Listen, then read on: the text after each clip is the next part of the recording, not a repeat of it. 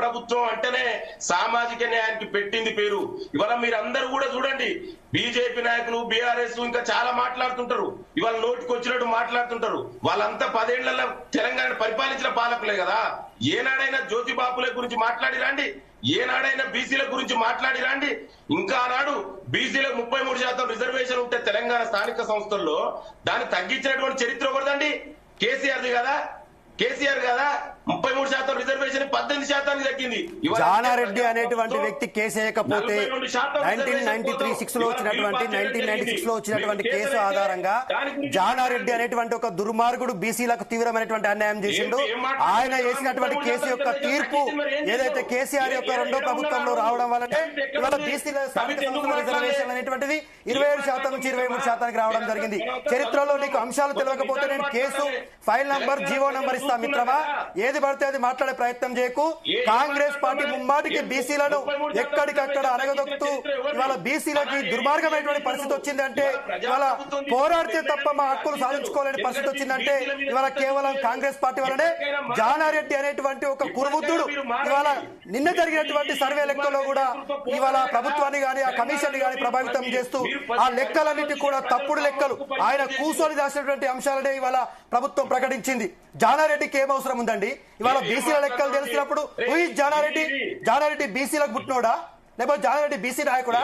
జానారెడ్డికి ఏమవుతుంది? ఇవాళ బీసీ శాఖ మంత్రిని దాంట్లో కూర్చోబెట్టారు, బీసీలకు సంబంధించిన నేతలను కూర్చోబెట్టారు.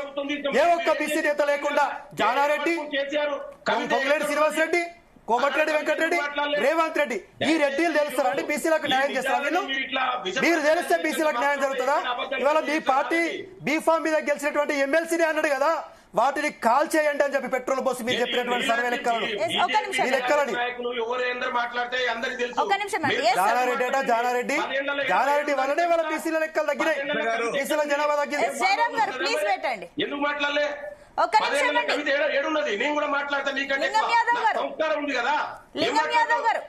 యాదవ్ గారు ఒకటండి, ఇందాక దత్తాత్రేయ గారు మీరు అన్నారు కదా సమగ్ర కుటుంబ సర్వే గురించి అన్నారు కదా, ఏం ఫలితాలు రిజల్ట్స్ ఏం పెట్టలేదని. కానీ వాళ్ళు ఏమన్నారు, మేము పెట్టాము మీరు వెబ్సైట్ డిలీట్ చేశారని చెప్పేసి అంటున్నారు. ఏమంటారు? ఒక్క నిమిషం అండి. అంటే ఇక మూర్ఖులు చదువుకున్న మన అందరం కూడా విజ్ఞులు, మీరు కూడా జర్నలిస్ట్ ఉన్నారు. 10 ఏళ్లలో ఎడబెట్టిరో చూపెట్టామండి.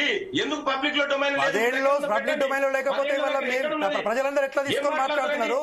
ఇవాళ తీర్మార్ మల్లన్న గారు దాన్ని అంశాన్ని చేసుకునే కదా మాట్లాడిండు. ఇవాళ ఈ లెక్కలని తెలిసింది తీర్మార్ మల్లన్న గారు ఎస్కేఎస్ చూసుకునే కదా. మరి మీ పార్టీ వ్యక్తి అన్న క్వశ్చన్ వినక ఆన్సర్ ఏది పడితే అది మాట్లాడితే దత్తాత్రేయ గారు ప్లీజ్ అండి, నేను మిమ్మల్ని ఇందుకు పిలవలేదండి. మీరు ఇట్లా మాటలు ప్రతి మాటలు ఇట్లా మాట్లాడుతున్నాను.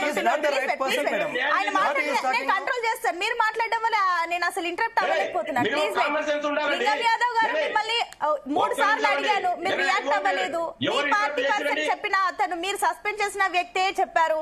మరి దానికి ఏమంటారు? తీన్మార్ మల్లన్న కమెంట్స్ కి ఏమంటారు? మరి మీరు తీన్మార్ మల్లన్న ఇవాళ ఏ పార్టీ కూడా అందరికి తెలుసు.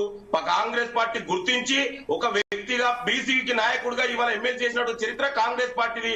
ఇవాళ ఆయన ఎవరి ప్రయోజనాల కోసం పనిచేస్తుండో అందరికి తెలుసు. నేను అది కాదండి ఇవాళ ఎవరు ఇంటరప్ట్ చేశారండి. బీసీకి సంబంధించిన నాయకుడిగా కాంగ్రెస్ పార్టీ గుర్తించినప్పుడు ఎందుకు సస్పెండ్ చేయాలి?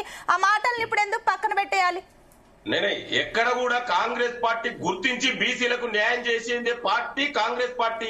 మరి ఆ గుర్తించినప్పుడు ఎందుకు ముందు గుర్తించలేదు? మీరు ఎవరి కోసం పనిచేస్తున్నారు? తీన్మార్ మల్లన్న ఏ పార్టీ కోసం పనిచేస్తున్నారో మీకు ఒక ఐడియా ఉన్నప్పుడు ఎందుకు ముందే ఆ విషయం గుర్తించలేకపోయింది? అదే చెప్తున్నామండి, మేము బీసీలకు న్యాయం చేయాలి, అణగారిన వర్గాలకు కూడా ఎమ్మెల్సీ చట్టసభలకు రూపాయి ఖర్చు లేకుండా చట్టసభలకు పంపించినటువంటి చరిత్ర కాంగ్రెస్ పార్టీది. ఇవాళ ఆ విధంగా వాళ్ళు స్వార్థం కోసం పోతే మేమేం చేస్తామండి? ఇవాళ ఎవరి స్వార్థం కోసం వాళ్ళు పోతున్నారు కదా. మనం చూస్తున్నాం ఇవాళ రాజకీయాలు, పొలిటికల్ పార్టీస్ ఏ విధంగా ఎట్లా జంపింగ్ జరుగుతుందో తెలియట్లేదా? పొలిటికల్ పార్టీలు ఏ రకంగా జంపింగ్ చేసి అన్న అర్థమవుతుంది. ఓకే, మళ్ళీ వస్తానండి. ఎస్ జయరామ్ గారు, నేను ఒక్క